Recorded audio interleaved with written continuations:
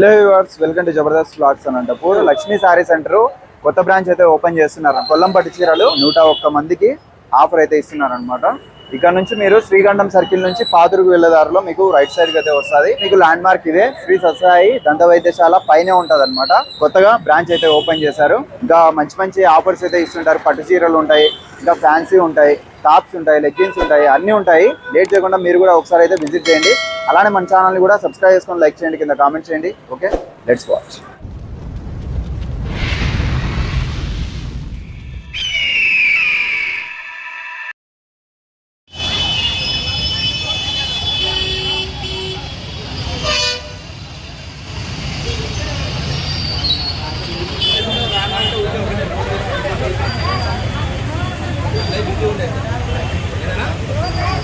Okay అండి, opening అయితే చాలా మంది వచ్చారు. అసలు మేము కూడా ఎక్స్పెక్ట్ చేయలేదు.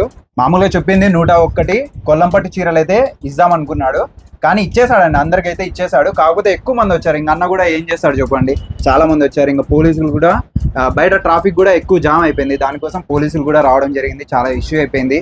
నా దీని గురించి చెప్పన్న పాపం, వాళ్ళకి తెలియక చాలా. అక్క చెల్లెమ్మలకు నమస్తే.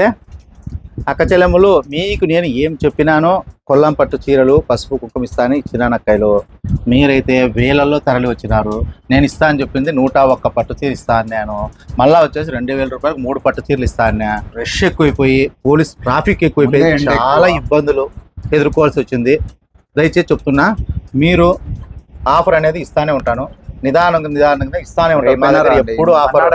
ఈ రష్ అయితే కనుక నేను తట్టుకోలేకపోయినా ఈ రోజు. అసలు ఎక్స్పెక్ట్ చేయలేదు. చాలా కంప్లైంట్లు కూడా పోయినాయి. ఇబ్బంది పడిన వాళ్ళందరూ క్షమించండి. జనాలకి ఊరికే ఇబ్బంది పెట్టి మీకు మనసు నొప్పించింటే క్షమించండి అక్కలు. అందరినీ పిలిపించి ప్రేమతో 101 చీర ఇచ్చేసాను. మీకైతే 2003 ఆఫర్ చీరలు అయితే ఉంటాయి. ప్రతి అక్క చెల్లెమ్మకి నేను ఇస్తూనే ఉంటాను.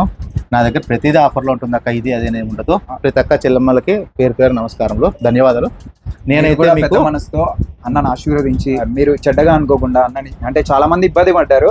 అన్న కూడా లోపల ఉండి బాధపడ్డాడు. ఎందుకంటే పోలీసులు కూడా రావడం జరిగింది. అన్న కూడా ఏం చేయలేని పరిస్థితి. మీరు దయచేసి అర్థం చేసుకొని, మరి రేపు కానీ మన్నాడు కానీ మీ ఇష్టం, వీలైనప్పుడు రాండి ఒకసారి. అందరికీ నమస్కారం, క్షమించండి.